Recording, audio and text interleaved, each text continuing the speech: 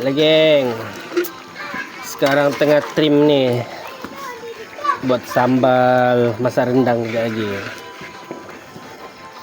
Kita kacau-kacau dulu sampai dia sebati minyak pecah minyak. Korang tahu tak macam mana nih pecah minyak?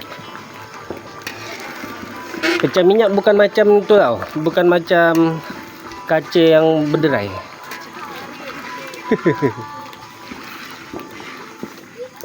Pecah minyak nanti dia akan sebati semua minyaknya. Tunggu dia sebati semua baru masukkan ayam buat rendang ayam.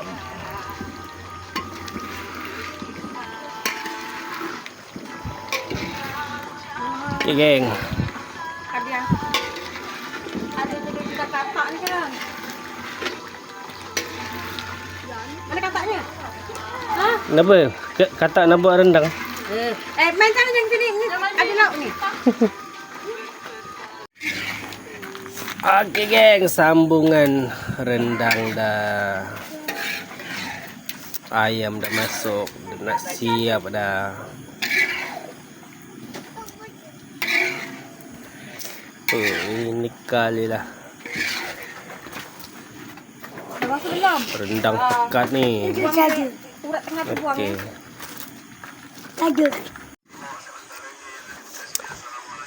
Yang ni masak apa? Masak nasi impit. Okey geng, final geng. Dah nak habis dah ni, dah nak siap dah. Alhamdulillah siap. Segala rempah-rempah dah taruh dah. Dah jadi ayam rendang. Ayam masak rendang. Manuk rendang. Dah, siap dah. Okey dah.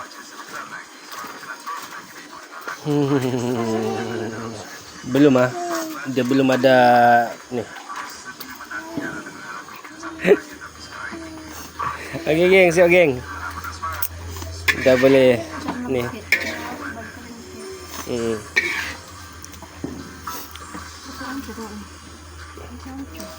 Biasa kalau orang buat rendang sampai hancur-hancur. Yang ni jangan bagi hancur. Sekarang nanti dia sejuk sekarang tak boleh makan dah.